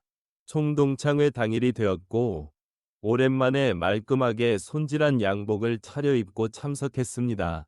일부 시간에는 전임 총동창회장의 퇴임사, 신임 회장의 취임사, 축사, 격려사 등 지루하고 졸음이 쏟아지는 연설이 이어졌습니다. 차기 총선에 출마하는 국회의원이 표를 구걸하는 인사로 마감을 하고 나서야 마지막으로 장학금 전달식이 있었습니다. 모든 것이 끝나고 드디어 뷔페를 먹을 수 있었습니다. 사회자가 사람들이 많으니 먼저 선배님들이 식사를 하시고 후배들은 천천히 식사를 하라는 당부의 말이 있었지만 배가 고프고 뷔페 음식에 눈이 돌아간 백수인 저는 그런 규칙은 신경 쓰지 않고 미리 음식을 담아왔고 우리 테이블은 접시를 올려놓고 이야기꽃을 피우며 술을 마셨습니다. 사회자가 춤을 시작한다고 하면서 미리 신청한 동문들과 동문들의 아내들이 나와서 신나게 춤을 추고 노래를 부르며 같은 기수의 사람들도 무대 위로 올라와 같이 춤을 추는 장면이 거의 30분 이상 진행되었습니다. 노래가 끝나자 초대 가수들의 공연이 시작되었습니다. 젊은 우리들이 좋아하는 가수가 먼저 나와 노래를 2곡 부르고 갔고 이어 윗선배들이 좋아할 만한 트로트 가수가 초청되어 노래를 부르니 다들 박수를 치며 좋아하더군요. 그리고 사회자가 그날의 마지막이라고 하며 최근 정말 인기 있는 중년 가수를 소개했고 TV에서 보던 그 가수가 나와 노래를 불렀습니다. 한 곡이 끝나자 그 가수는 우리 동문들을 보고 자기가 노래를 부르면 함께 춤을 출 분을 무대 위로 올라오라고 하더군요. 우리는 박수를 치며 환호했지만 그 가수가 2손을 들어 조용히 하라는 신호를 보내자 조용해졌습니다. 하지만 시간이 지나도 자원에서 무대 위로 올라오는 사람은 없었고 결국 그 가수가 그럼 오늘 아름다운 붉은색 드레스를 입으신 사모님 나와주세요 라고 말했습니다. 앞에서 사회를 보던 선배가 달려가더니 한 여자분을 억지로 모셔서 무대 위로 올렸습니다. 그 여자분이 얼굴을 붉히고 서 있자 가수가 남자 파트너도 필요하다고 하면서 열심히 음식과 술을 먹고 있는 저를 보고 손짓했습니다. 자, 이렇게 뜨거운 열기 속에서도 묵묵히 아주 맛있게 식사하시는 분 같이 모셔보겠습니다. 친구 녀석은 저를 툭툭 치며 얼른 나가보라고 해서 어리둥절한 표정을 하고 나갔습니다. 저는 무대 위에서 춤을 춰본 적도 없고 저보다 나이가 많은 분과 춤을 춰본 적도 없었어요. 그러나 어쩔 수가 없었습니다. 평소 저에게 술을 잘 사주는 우리 기수 회장의 권유를 뿌리칠 수가 없었거든요. 난생 처음으로 그렇게 많은 사람들이 모인 곳에서 무대 위로 올라가 얼떨떨한 상황 속에서 저보다 나이가 많은 그녀를 마주보고 섰습니다.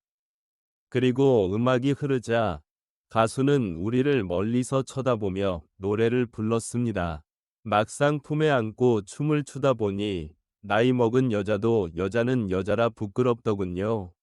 저는 무대 반대로 고개를 돌리고 춤을 추자 그 여자도 부끄러웠는지 같은 방향으로 고개를 돌리고는 다른 남자랑 이렇게 춤을 추니까 떨리네요. 아, 저도 이런 건 처음이라 많이 떨리네요. 오랜만에 참 좋다. 저는 좋다는 그녀의 말에 괜히 심장이 떨려왔습니다. 앞에서 남편이 보고 있을 텐데 내가 이렇게 가까이 앉고 춤을 춰도 되는 건가 싶었습니다. 그리고 그녀의 잘 관리된 피부와 기품 있는 행동에서 제 또래 여자들과는 다른 기품이 느껴졌습니다.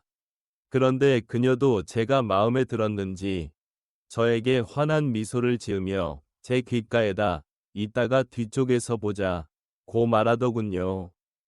노래가 끝나고 사람들의 박수 소리에 정신을 차리고 자리로 돌아갔습니다. 그녀는 잠시 뒤 자리에서 일어났고 저는 그런 그녀를 뒤따라 쫓아갔습니다. 왔네? 아, 예. 뭐 오라고 하셔서. 그쪽 내 취향이어서 한번 만나볼까 하고. 하는 일은? 저 지금 잠시 쉬고 있습니다. 백수? 잘 됐네. 제가 백수인 게 잘 된 건가요? 핸드폰 줘봐. 저는 얼떨결에 그녀에게 핸드폰을 건넸고 그녀는 자기 폰번호를 입력해 주었습니다. 연락할게. 또 보자. 저에게 또 한 번 미소를 보이며 그녀는 자리로 돌아갔어요. 저는 지금 이게 무슨 상황인가 싶었습니다. 그리고 행운권 추첨을 끝으로 총동창회는 마무리되었습니다. 그날 자리가 끝나고 제 또래 사람들이 모여 2차로 가게 되었습니다. 2차 자리에서 동창회 회장이 얘기하기를 그날 저와 춤을 춘 그분이 국내에서 손꼽히는 기업의 사모님이라고 하더군요. 이름만 들으면 다 알만한 회사였고 저는 전혀 그런 사실을 모르고 있어서 정말 깜짝 놀랐어요. 2차에서 열심히 먹고 놀다가 집으로 돌아갔습니다. 사람들을 만나서 노니까 기분 전환도 되고 너무 좋더라고요. 그리고 그 다음 날 오후쯤 연락이 왔어요. 그 사모님이 나오라고 하셨습니다. 저녁에 백화점 앞에서 보기로 했고, 저는 당시 갖고 있던 가장 좋은 옷을 입고 그녀를 만나러 갈 준비를 했어요. 여자를 만나러 가는데 주머니에 한 푼도 없어서 엄마에게 애원하며 돈 몇 푼을 받아 주머니에 넣고 그곳으로 갔습니다. 하지만 약속 시간이 지났는데도 그 여자분의 차는 오지 않았습니다. 한 20분 기다렸을까요? 멀리서 흰색 벤츠가 제 앞에 와서 멈췄습니다. 미안, 늦었지? 벤츠의 유리창이 열리고 그녀가 저를 보고 웃으며 말했습니다. 그전까진 기다림에 지쳐 짜증도 조금 났었지만 그녀가 타고 온 벤츠를 보자마자 감탄하느라 짜증이 났던 마음도 금세 잊어버렸습니다. 그녀는 예약한 식당이 있다며 식당으로 갔습니다. 가보니 서울을 빠져나가서 경기도 외곽 쪽으로 드라이브하며 조금 떨어진 곳으로 가더군요. 차 안에서도 그녀와 많은 대화를 나누었고 식당에 도착하니 직원이 나와 차 문을 열어주며 룸으로 안내해 주었습니다. 직원의 에스코트를 받으며 안내해 주는 곳으로 갔고 일렬로 서 있는 직원들이 저와 사모님을 향해 허리를 숙여 인사를 했고 그때의 기분은 뭐라고 말로 표현하기가 힘들었습니다. 이런 게 성공한 삶이구나 싶었습니다. 안내해준 룸으로 들어가니 이미 종업원이 고기를 굽고 있었습니다. 우리가 방으로 들어가니 벌떡 일어나서 인사를 하고는 다시 열심히 고기를 굽더군요. 마주보고 앉아 고기를 먹으며 처음 보는 비싼 술도 한 잔씩 기울였습니다. 서로 간의 이야기를 나누며 공감을 나누었고, 저는 나이를 초월해서 그녀에게 호감이 갔습니다. 처음엔 뭔가 떡고물이라도 떨어지지 않을까 싶어서 따라온 건데, 대화를 나누다 보니 굉장히 멋지고 재미있어서 그녀의 말 한마디 한마디에 귀 기울여 듣고 있었습니다. 그런 제 모습이 귀여워 보였는지 그녀는 저를 보고 피식 웃으며 어쩜 이렇게 보면 볼수록 마음에 드는지 라며 잠깐만 기다리라고 했습니다. 그녀는 엄청 비싸 보이는 핸드백에서 핸드폰을 꺼내 어디론가 전화를 걸었고 핸드폰 너머로 한참 동안 통화를 했습니다. 제가 감히 끼어들 생각도 못하고 전화 통화를 듣고 있었고 그녀가 마지막으로 전화를 끊기 전에 다음 주 월요일부터 출근시켜 라고 말하더군요. 그렇게 한참 동안 이어진 전화를 끊고는 얼떨떨한 표정으로 보고 있는 제게 나 방금 취업했어 라고 하더군요. 저도 대화를 하면서 지금 백수로 지내며 힘든 점을 얘기하며 취업을 위해 다시 재정비하고 사모님처럼 성공하려면 열심히 해야겠다고 얘기했었는데 그런 제가 마음에 들었는지 그녀는 제게 일자리를 연결해 주었습니다. 진짜 세상에 이런 일도 있구나 싶었습니다. 그리고는 저를 위아래로 훑어보다가 지갑에서 100만 원짜리 수표 3장을 꺼내 제게 건네주시면서 다음 주부터 출근하니까 당장 내일 나가서 양복이랑 구두 새로 맞춰. 큰일 하는 사람은 행색이 중요한 거야. 정말 세상에 이렇게 멋있는 사람이 있나 싶었습니다. 저희 둘은 밤이 늦도록 이야기를 나누고 서로의 감정을 확인했습니다. 그날 밤 늦게 그녀는 저를 집 앞까지 데려다 주었습니다. 태어나서 이렇게 많은 선물을 받은 것은 처음이었고 어떻게 보답할지 감이 오지 않았습니다. 너무 감사드린다고 여러 번 말씀드렸더니 그녀는 저를 쳐다보며 그냥 다 필요 없고 내가 부를 때는 시간과 장소를 따지지 말고 무조건 나오면 돼. 같이 밥 먹자고 하면 밥 먹고 커피 마시자고 하면 커피 마시면 그걸로 충분해. 라고 말씀하시고 볼에 뽀뽀를 해주고 갔습니다. 뭔가 애완동물이 되면 이런 기분일까 싶었습니다. 그 뒤로 지금까지 그 만남은 계속 이어지고 있고 일주일에 두세 번은 만나고 있습니다.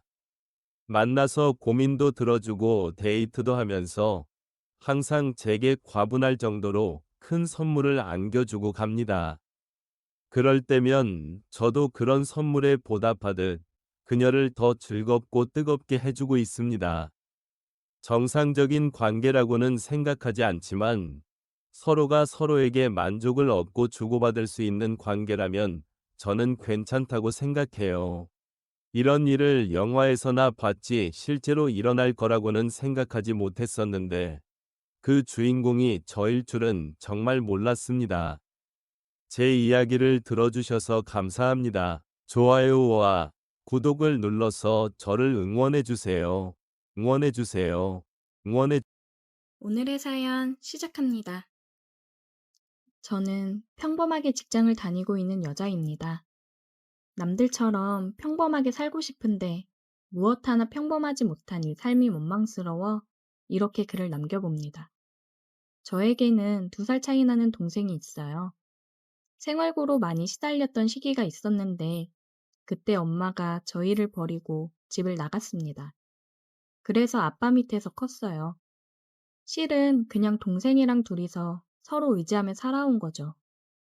아빠는 엄마가 집을 나가고서 많이 힘들어 하시며 매일 술을 마시면서 지내셨는데 엄마한테 버려져 슬플 만도 한데 아빠가 힘들어하는 모습을 보고 그런 건지 모르겠지만 저희가 둘이 꼭 껴안고 눈물을 참고 제가 동생을 엄마처럼 챙기는 모습과 제가 아무 말 없이 조그마한 손으로 아빠 손을 꼭 잡아주는 모습을 보고 아빠가 정신을 차리셨다고 하더라고요.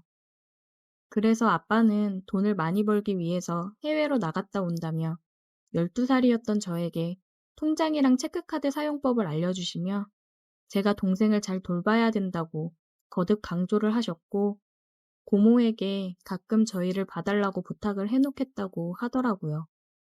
그러면서 통장이랑 체크카드는 저 혼자만 알고 사용하라고 했습니다. 아빠가 떠나시고 저는 속으로는 많이 두려웠지만 저보다 어린 동생이 있기 때문에 더 단단해져야 된다고 생각을 했습니다.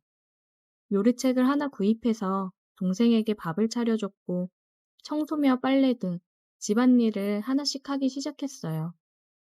고모가 가끔씩 와서 장을 받아주거나 하시긴 했지만 그것도 시간이 지날수록 집에 찾아오시는 것도 줄어들더라고요. 그래도 학교 생활할 때 부모님이 필요하면 부모님 역할을 해주시긴 했습니다. 고모도 고모 아이들 키우느라 힘들고 바쁠 텐데 그 정도만 해줘도 감사한 거였죠. 그리고 주임집 아주머니도 종종 들려서 챙겨주셔서 감사했습니다.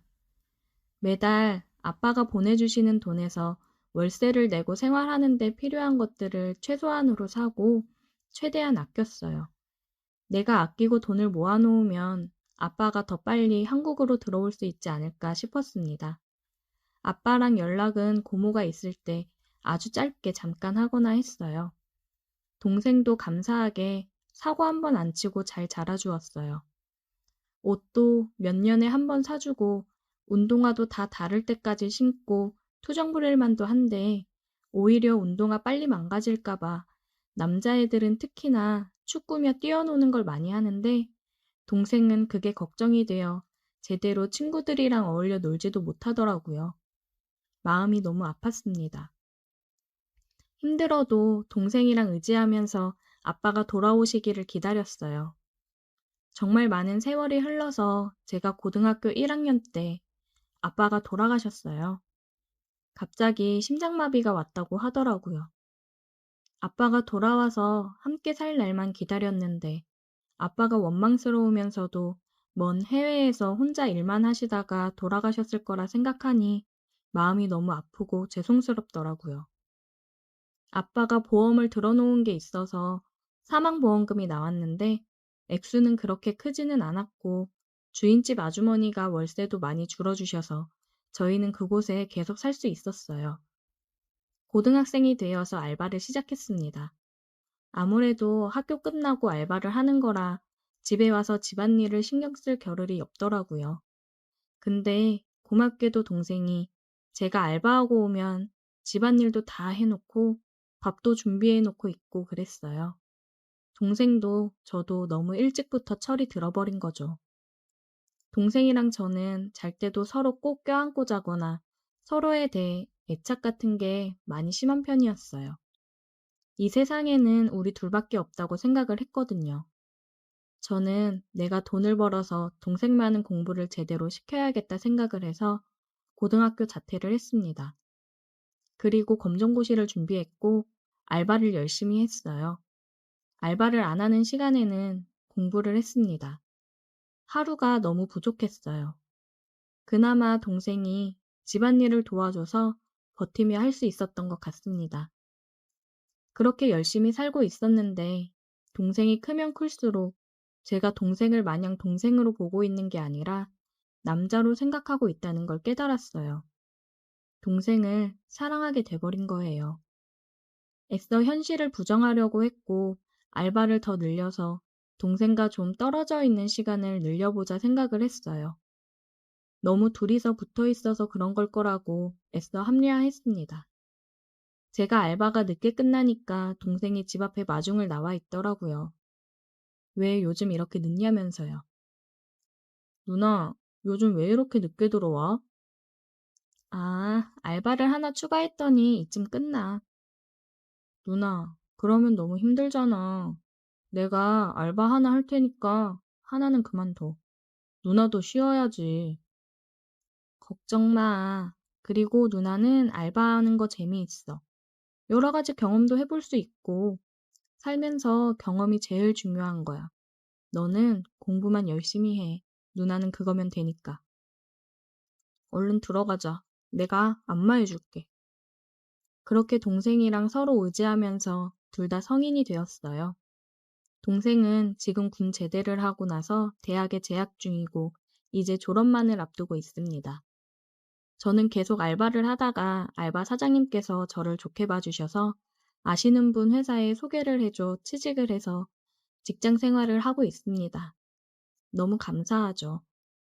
여태까지 알바한 돈 모은 거랑 아빠 사망보험금 일부랑 얼마 전 고모가 아빠가 고모한테도 보냈던 생활비 모아놨던 거라고 목돈을 주셨어요. 그동안 힘들었겠지만 자기도 어느 정도 목돈으로 만들어 놓고 너네한테 줘야 될 것 같았다며 집 사는데 보태라고 하더라고요. 고모 손을 잡고 엉엉 울었습니다. 제 나이 28에 작은 평수 아파트를 마련했어요. 지방이라 집값이 싸기는 하지만 저한테는 정말 어느 집보다도 비싸고 의미 있는 집이었습니다.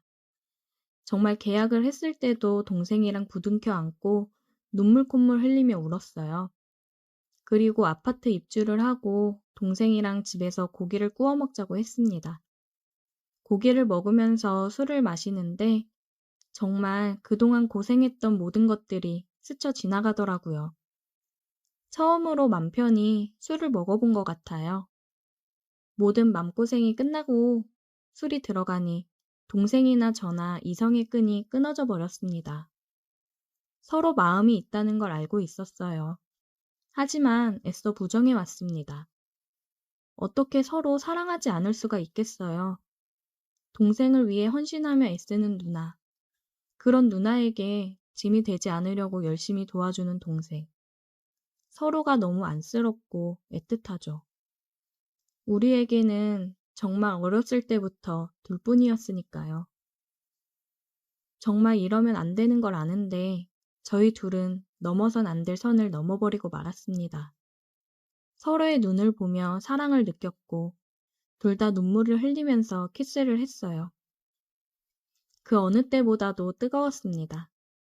이 순간을 놓치고 싶지 않다는 듯이 우리는 서로에게 집중을 했어요. 손짓, 몸짓 하나하나가 다 소중했습니다. 서로 모든 것을 탐색한 후에 하나가 되었어요. 정말 돌이킬 수 없는 강을 건너버렸습니다. 그렇게 다음날 아침을 맞이했고 우리는 서로를 보며 웃어줬어요. 모든 게 걱정이 되었지만 애써 생각하지 않으려고 했습니다. 그냥 이제까지 힘들었으니까 우리 둘이 행복한 길을 선택하자. 우리가 이 선택을 우리의 행복한 길이라고 선택을 했으면 후회하지 말자. 혹시나 후회를 하게 되는 순간이 온다면 그 누구도 원망하지 말고 놓아주자 얘기를 했습니다. 그 이후 동생이랑은 정말 연인처럼 데이트도 하고 스킨십도 하며 지냈습니다. 퇴근하고 들어와서 동생이 알바를 끝내고 오는 시간 맞춰 맛있는 음식도 준비해 놓고 하루의 일과를 얘기하며 즐거운 저녁 시간을 보내고 이전과는 크게 달라진 건 없지만 온전한 우리의 집에서 여유로움을 느낀다는 거고 서로를 보며 사랑한다고 얘기하고 입을 맞추는 게 전과 달라졌다면 달라진 점이네요. 솔직히 지금 인생에서 가장 행복한 순간입니다. 어린 나이부터 정말 많이 힘들게 살아왔고 희망과 행복이랑은 거리가 먼 삶을 살아왔는데 지금 너무 행복하다 보니까 불안해요. 동생과 제 관계를 알게 된다면 모두 저희를 보고 손가락질을 하겠죠? 남들이 다 손가락질하는 이 관계를 유지하는 게 맞는 걸까요? 앞으로 살아갈 날이 더 많은데 혹시나 서로에게 더 좋은 사람이 나타난다면 우리가 서로 정말 행복을 빌며 보내줄 수 있을까요? 동생과 저는 정말 뗄래야 뗄 수 없는 사이인데 서로가 없는 삶을 상상조차 할 수 없습니다. 이렇게 서로 사랑하며 행복을 꿈꿔도 되는 걸까요? 오늘의 사연 여기까지입니다. 오늘도 들어주셔서 감사해요. 구독, 좋아요, 알림 설정 부탁드려요. 부탁드려요. 흐르는 건지 강우는 불만으로 입이 대빨 튀어나왔다. 오늘 아버지가 재혼할 사람을 소개시켜주는 자리에 나오기 싫었지만 아직은 미성년자이고 아빠의 경제력이 필요한 나이이니 어떡하겠는가. 강우는 고1로 한창 공부가 아니더라도 사춘기로 불안정하고 스트레스가 가득한 시기이다. 그러나 아버지는 강훈의 상태에는 별 관심이 없다. 그동안 강압적인 아버지 밑에서 엄마도 강훈도 숨죽이며 살아왔다. 엄마는 돌아가시기 전에 평소에도 우울증이 좀 있었는데 아무래도 아버지의 영향이 크겠지. 강훈도 아버지 앞에서는 찍소리도 못하고 지내고 있는데 어서 20살이 되고 대학교를 가면서부터 기숙사를 들어가 독립을 하겠다고 마음 먹고 있다. 대학교도 웬만한 데가 아니라 이름만 들어도 알아주는 데를 가야 아버지가 지원을 해줄 거라 생각하기에 강우는 지금 이런저런 것 잡생각하지 않고 남은 3년 고등학교 생활은 오로지 공부밖에 없다. 다시 한번 마음을 다잡고 있다. 친구들이 오늘은 땡땡이 한번 치자. 오늘 점심은 급식 말고 학교 담 넘어 짜장면 먹고 오자. 여러 유혹들이 많지만 강우는 일절 응하지 않고 있어 친구들에게 독한 놈이라는 소리를 듣는다. 강우는 그렇게 독하게 살고 있는 자신에 비해 아버지는 새로운 여자 만나 연애도 하고 참 팔자 좋다는 생각이 든다. 얼마나 대단한 여자길래 아버지 마음을 사로잡았나 궁금하기도 하다. 약속 장소에 도착해 건물 제일 위층에 위치한 한정식 집을 가려고 기다리고 있다가 엘리베이터 문이 열리고 올라타려고 하는데 웬 젊은 여자가 진한 향수 냄새를 풍기며 옆에 선다. 엄청난 미인으로 곁눈질로 대충 훑어봐도 탄탄하고 건강하다는 게 확 느껴지는 여자다. 데이트하러 왔나? 아무 남자나 만날 것 같지 않은 여자임은 분명하다. 같이 엘리베이터를 타고 6층으로 올라가는 짧은 순간에도 여자를 몇 번이나 힐끔거리다 순간 여자랑 눈이 마주쳤다. 여자도 6층으로 가나 보다. 여자는 강훈과 눈이 마주치자 살짝 웃어준다. 멋쩍어진 강훈은 모른 척 얼른 고개를 돌렸지만 심장이 빨리 뛰고 크게 요동친다. 문이 열리자 얼른 내려 아버지를 찾았다. 창가 쪽에서 자리를 잡고 있던 아버지는 강훈을 보고 손을 든다. 강훈이 다가가자 아버지는 찾기 어렵지 않았지? 부드러운 목소리로 묻는다. 웬일이야? 나한테 이런 목소리로? 의아했던 강훈은 아버지의 눈길이 자신의 뒤로 가 있는 걸 보고 뒤를 돌아보니 같이 엘리베이터를 탔던 그 여자가 웃으며 아버지 옆으로 가서 선다. 둘이 같이 오네? 인사해라. 새어머니 되실 분이다. 우리 아들 지강훈. 단도직입적으로 아버지는 두 사람을 짧게 소개한다. 강훈이 엉거주춤 고개를 숙여 인사를 하고는 자리에 앉으려고 하는데 반가워. 난 한혜진이라고 해. 여자가 먼저 손을 내밀며 악수를 청한다. 자신만만한 태도이다. 아버지는 당당한 신세대 여성을 택하셨나 보다. 수동적이고 아버지의 눈치를 보던 엄마와는 성격이 정반대인 것 같다. 여자는 자연스럽게 아버지 옆에 앉아 맞은편에는 강훈 혼자 앉게 되었다. 비어있는 옆자리 의자에는 무거운 가방을 탁소리 나게 내려놓았다. 아버지와 집으로 돌아오는 차 안은 정적만 흐른다. 조수석에 앉아있는 강훈은 이렇게 어색할 줄 알았으면 문제집이나 책 살 게 있다고 서점 가야 한다고 하고 혼자 집에 갈 걸 후회를 했다. 그 자리에서 무슨 말이 오고 갔는지, 무얼 먹었는지 생각도 나지 않는다. 둘이 어떻게 만났는지, 그 여자가 뭐 하는 여자인지 남의 연애사에 흥미가 있지도 않고 물어보고 싶지도 않다. 그저 결혼식은 여자가 초혼이라 호텔에서 성대하게 치를 예정이며 날짜는 한 달 뒤 셋째 토요일이라는 것 정도로 일방적인 통보만 받았다.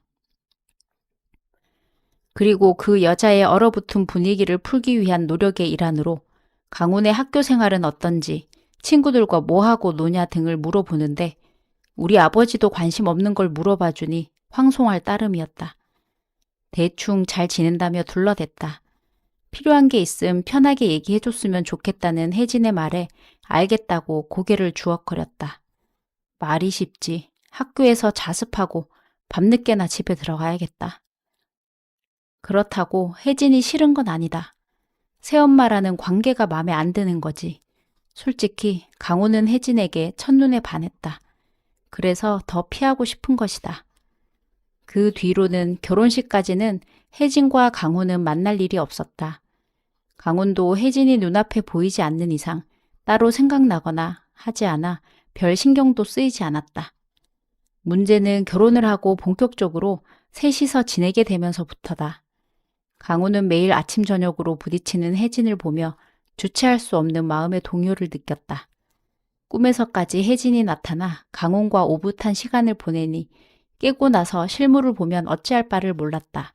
그래서 마주치지 않으려 얼른 학교로 향했다. 그런 강훈의 사정을 아는지 모르는지 혜진은 남편을 붙잡고 강훈과 어떻게 하면 좀 더 가까워질 수 있을까? 고민이라며 털어놓았다. 남편은 시간이 지나면 괜찮아지겠지. 한창 공부에 시달릴 때라 예민해서 그런 걸 테니 별 신경 쓰지 마. 하고 만다. 두 부자의 사이가 살갑지 않다는 건 알고 있었지만 무심해도 여간 무심한 게 아니다. 고등학생이라도 아직은 애고 엄마의 손길이 필요한 나이일 텐데. 모처럼 토요일에 늦잠을 자고 거실로 나온 강우는 깜짝 놀랬지만 티를 내지 않으려고 했었다. 혜진이 거실에서 요가 매트를 깔아놓고 열심히 요가를 하고 있었다. 혜진은 요가 강사라고 했다. 이제까지 집에서 요가하는 걸 본 적이 없는데 아마 큰 방에서 혼자 조용히 했었나 보다. 오늘은 왜 거실에서 하고 있는 거지? 강훈아. 네. 아줌마라고 부르기도 뭐하고 새어머니라고 하기에도 못하다.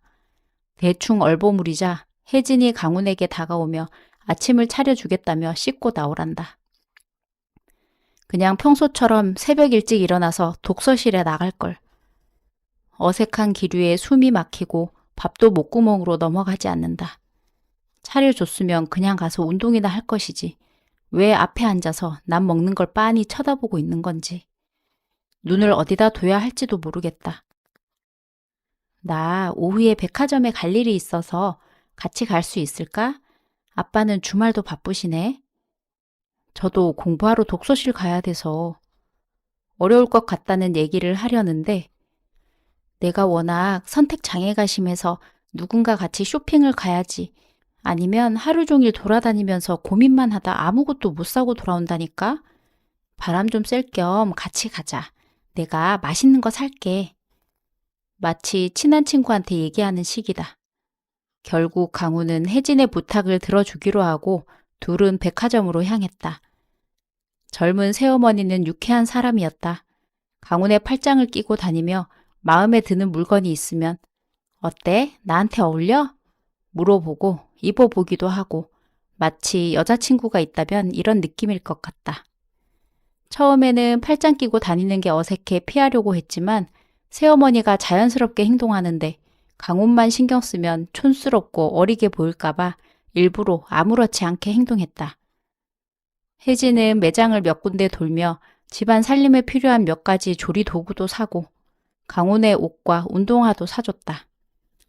이런 물질 공세로 강훈의 마음을 사려는 게 뻔히 보였지만 혜진이 아니라는 듯 행동하는 게 귀여워 보였다. 그렇게 하루 종일 붙어 다니고 밥도 먹고 하다 보니 어색한 게 많이 줄었다. 강훈은 오랜만에 밖에 나와 햄버거를 먹고 싶었는데 말은 하지 못하고 혜진이 가는 대로 끌려가고 있는데 그런 강훈을 눈치채고 혜진이 먼저 햄버거를 먹자고 잡아 끌었다. 몸매 관리한다고 싫어할 줄 알았는데 강훈을 위해 양보해 준 건가 싶었다. 생각보다 괜찮은 사람인 것 같다. 햄버거 맛있다. 근데 내가 만든 게 더 맛있을걸? 혹시 먹고 싶은 거 있으면 얘기해. 나 요리 솜씨 꽤 쓸만해. 이래봬도 금손이거든. 주로 혜진이 얘기하고 강훈은 듣고 대답만 하는 시간이었지만 즐거운 시간이었다. 과묵한 강훈도 분위기에 휩쓸려 몇 가지 정보를 흘렸다.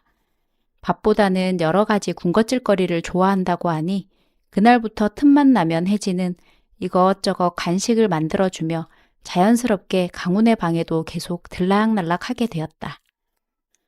거기서부터 일이 생겼다. 공부에 파묻혀 사는 강훈이긴 하지만 한창인 사춘기 소년인 것이다. 집에 아무도 없는 걸 확인한 강훈은 책 대신 컴퓨터를 켜고 영상을 보기 시작했다. 너무 몰입하고 있었는지 문 열리는 소리도 듣지 못했는데 싸한 느낌의 뒤를 돌아보니 혜진이 방에 들어와 있었다. 순간 당황해 어쩔 줄 몰라 하는데 혜진은 별거 아니라는 듯 태연하게 마무리해주고 나갔다. 무슨 일이 벌어진 거지? 강훈은 한참 동안 움직이지도 못하고 그대로 얼어 있었다. 제발 꿈이길 바랬지만 꿈이 아니었다. 강훈은 그 일로 충격 아닌 충격을 받고 혜진을 피해 다녔다. 혜진은 매일 밤늦게 몰래 집에 들어서는 강훈을 오늘은 작정하고 기다렸는지 방으로 따라 들어와 한창 그럴 나이라며 당연한 거다라고 혹시 또 엄마 도움 필요하면 얘기하라고 했다. 그 뒤로 혜진은 강훈에게 이제는 내가 너의 도움이 필요해. 도와줘. 라며 강훈에게 수시로 도움을 요청했다. 강훈아, 스파게티 만들 건데 소스 뚜껑이 안 따지네? 도와줄래? 혹시 얼마 전에 산 줄무늬 티셔츠 못 보셨어요? 둘은 서로를 위로해주고 도우는 사이가 되었고 그러면서 자연스럽게 사이는 물론 엄청 좋아졌다. 아빠는 혜진과 강훈이 살갑게 지내는 걸 보고는 한시름 던 표정으로 만족하며 지금처럼만 서로 아끼고 잘 지내라고 했다.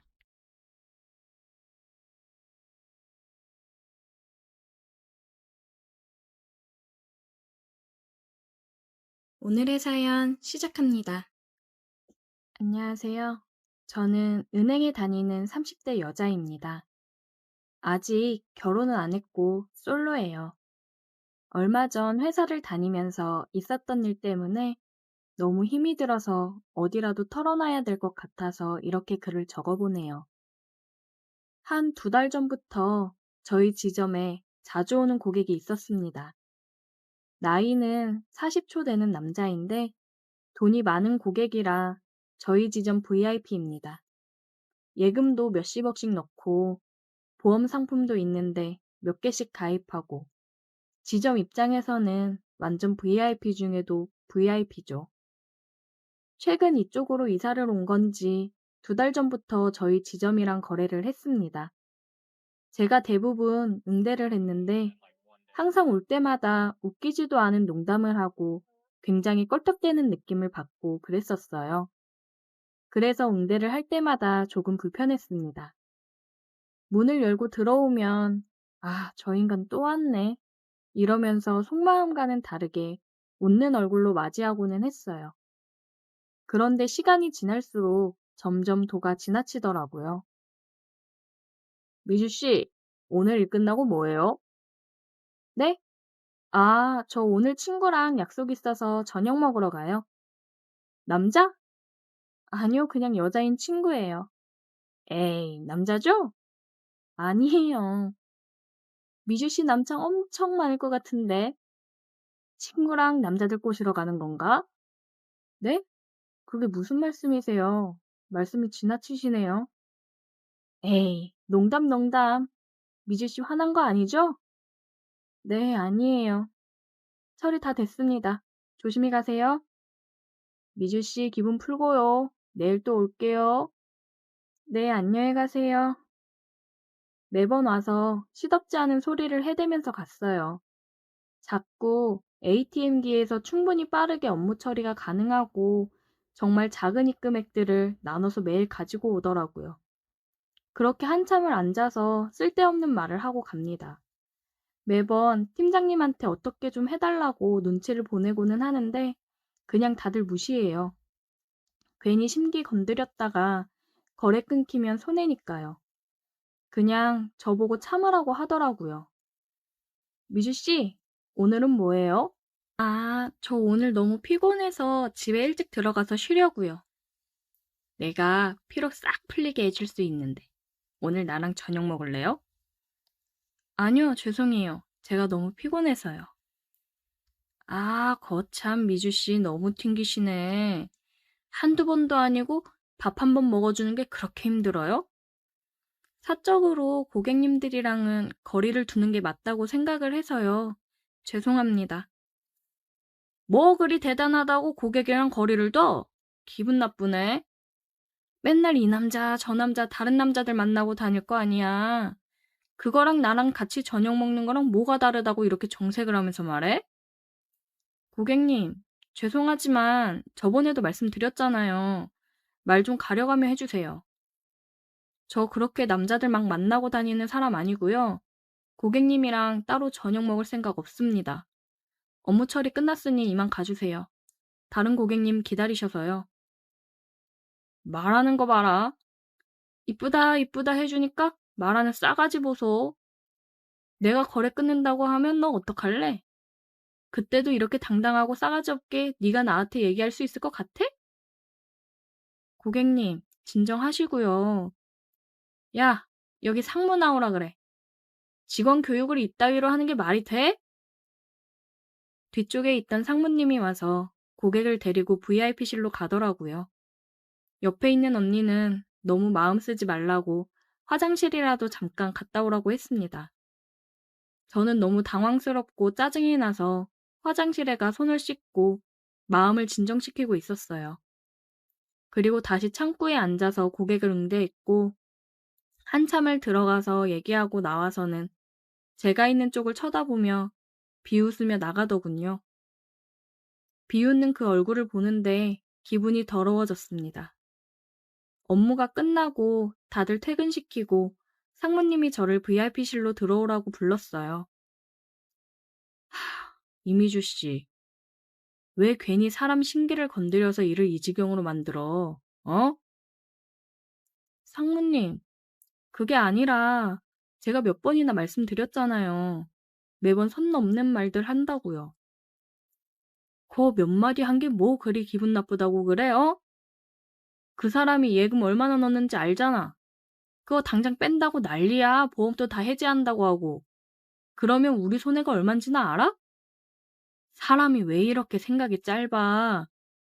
내일 일찍 퇴근시켜줄 테니까 고객 찾아가서 사과하고 다시 마음 돌려놓고 와. 상무님, 그건 아닌 것 같습니다. 엄연히 제가 피해를 계속 입고 있는 건데 왜 제가 잘못이라는 것처럼 말씀을 하세요? 그 고객, 우리랑 거래 끊는다고 하면 이미주 씨 여기서 계속 일할 생각 접어야 돼. 미주 씨 당장 자르라고 난리도 아니야. 이거 컴플레인 계속 커지면 진짜 미주 씨 자리 보존 못해. 잘 생각해. 네, 알겠습니다. 일단 그렇게 알고 있을게요. 그래, 잘 생각해, 미주 씨. 그냥 눈 한 번 딱 감고 사과하면 끝날 일이야. 어? 알겠지? 네, 가볼게요. 정말 제가 뭘 그렇게 잘못한 건지 모르겠지만 저는 그 사람을 찾아가서 사과를 해야 되는 입장이 되었습니다. 돈 없는 제가 죄인 거죠. 다음 날 출근해서 일에 집중이 하나도 안 되더라고요. 어떻게 시간이 흘러갔는지 기억도 안 났습니다. 마감하자마자 상무님이 먼저 퇴근하라고 하더라고요. 저한테 그 고객 전화번호도 전해줬습니다. 약속 장소랑 시간을 알려줬는데 도착하면 연락해보라고 하더라고요. 알겠다고 하고 약속 장소로 갔습니다. 아, 안녕하세요. 왔어요? 네, 고객님 저번에는 정말 죄송했어요. 제가 요즘 힘든 일이 있어서 너무 예민하게 반응을 했나 봐요. 죄송합니다. 에이, 언제까지 그렇게 고객님 할 거야, 어? 왜 이렇게 거리를 두고 그러냐? 아, 그래도 그건 좀... 오늘 사과하러 나온 거 아닌가? 이런 식이면 나 그냥 가고. 만수 씨, 죄송해요. 그것 봐, 이름 불러주니까 얼마나 좋아. 밥 먹어야지. 밥 먹으면서 술이나 한잔 하자고. 아, 네, 제가 살게요, 그럼. 드시고 싶은 거 드세요. 내가 밥이나 얻어먹고 그럴 것 같아? 내가 살 테니까 따라와. 저는 이 인간 비위를 맞추느라 애를 썼습니다. 괜히 비위 거슬리게 하면 또 거래를 안 하니 뭐니 난리를 칠 게 뻔하니까요. 차를 타고 나가더니 곱창집에 데리고 가더라고요. 술 마시면서 한참을 혼자 떠들어댔습니다. 전처가 바람이 나서 내가 이혼을 했잖아. 아주 개털로 내쫓았어. 그래서 이쪽으로 이사를 왔는데 미주 씨를 딱 만났지 뭐야. 여자를 내가 이제 안 만나려고 그랬는데 미주 씨를 본 순간 딱 느꼈지. 우리는 운명이라는 거. 하하, 운명이요? 그래. 미주 씨가 날 보더니 환하게 웃어줬잖아. 딱 느꼈지. 이 여자 나한테 마음이 있구나. 근데 왜 그렇게 튕기고 그래? 어? 뭐, 밀당 그런 거야? 아니요, 고객님 뭔가 오해를 하시는 것 같은데요. 아, 또 고객님. 이름 부르라니까? 네, 만수 씨. 뭔가 오해를 하신 것 같아요. 저는 그냥 모든 고객님께 웃는 얼굴로 응대를 해요. 참, 속이려고 하지 않아도 된다니까. 자, 술이나 먹자고. 아내가 바람이 나서 이혼한 충격이 컸던 건지, 원래 이런 사람인 건지, 혼자 아주 착각 속에 빠져서 사는 걸 보니까 안타까운 마음이 조금 생겼습니다. 그래서 떠들어대는 소리를 들어주며 술을 마셨어요. 다 먹었으면 일어날까? 네. 곱창집을 나오는데 어깨동무를 하더라고요. 저 만수 씨 많이 취하셨나 봐요. 어깨동무 하시는 건 좀. 어허, 술 잘 마셔놓고 왜 이러나? 또 자꾸 이렇게 성 그을 거야? 저는 어깨동무를 한 채로 차에 데려다 놓고 대리를 불러주고 집에 갈 생각이었습니다. 근데 차가 있는 쪽이 아니라 다른 곳으로 가더라고요. 저 만수 씨, 그쪽으로 가는 게 아니라 이쪽으로 가셔야 돼요. 무슨 소리야? 우리 2차 가야지. 2차요? 아, 저 시간이 너무 늦어서 저 집에 가봐야 해서요. 아니, 내 마음이 다 풀려야 되는 거 아니야? 얼른 따라와. 가자는 곳으로 갔더니 모텔 앞에 멈춰 서더라고요. 만수 씨, 이거는 정말 아닌 것 같네요. 더 이상 실수하지 마시고 저는 이만 가볼게요. 참, 미주 씨 왜 이렇게 생각이 짧아? 이대로 가면 내가 뭐 내 기분 다 풀렸어 하고 있을 것 같아? 지금 그냥 가면 난 내일 당장 가서 모든 걸 다 해지할 거야. 그렇게 알아. 이제 어린 나이도 아니잖아. 어디 가서 이런 번듯한 직장을 얻을 거야? 다들 젊은 애들 쓰지. 이제 미주 씨도 어디 가서 일자리 구하기 만만치 않은 거 알잖아? 지점 바꿔서 일한다고 하면 내가 거기 또 쫓아갈 거야. 우리 오늘 좋은 시간 보내고 서로 좋게 좋게 가자고. 이 인간이 말을 하는 게 그냥 하는 소리가 아닌 게 느껴졌습니다. 정말 제가 다른 은행으로 간다고 해도 따라올 것 같았어요. 오늘 하루로 이 인간이랑 모든 인연이 끊어졌으면 좋겠다고 생각을 했습니다. 정말 오늘 하루가 끝이에요. 저희 지점에 오셔도 다른 직원분한테 업무 처리 맡기세요. 그리고 제가 만약 지점을 옮겨달라고 해서 가게 되면 절대 따라오시면 안 돼요. 알겠어, 알겠어. 걱정하지 마. 들어가자고. 그렇게 이 인간과 모텔에 들어왔습니다. 모텔에 들어서자마자 기다렸다는 듯이 제게 달려들어 키스를 했어요. 당신 처음 본 순간부터 이 순간을 기다려왔어. 오늘 즐거운 시간 보내보자고.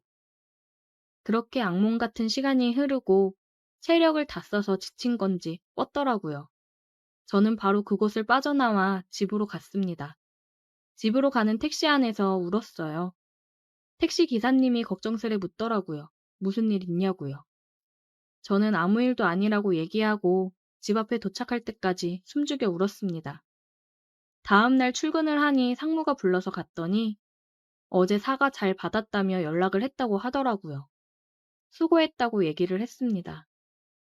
저는 다른 지점 자리 생기면 바로 보내달라고 얘기를 해놨습니다. 상무는 일도 잘 해결됐는데 왜 그러냐고 그러더라고요. 그래서 그냥 웃는 얼굴로 마주치지 못할 것 같다고 차라리 다른 지점으로 보내주면 이런 트러블이 없을 것 같다고 얘기했고 상무는 알겠다고 자리 생기면 바로 보내주겠다고 했습니다. 그 인간은 얘기했던 대로 제 창구 앞에서 업무를 보지 않고 이제는 바로 VIP실로 들어가서 업무 처리를 하더라고요. 그나마 다행이다 싶었습니다. 시간이 흘러서 지금 저는 다른 지점으로 갈 준비를 하고 있습니다. 그곳에서는 부디 이런 인간을 만나지 않고 여기서 있었던 일들을 모두 지우고 살아가고 싶어요. 저 잘할 수 있겠죠? 오늘의 사연 여기까지입니다. 오늘도 들어주셔서 감사해요. 구독, 좋아요, 알림 설정 부탁드려요.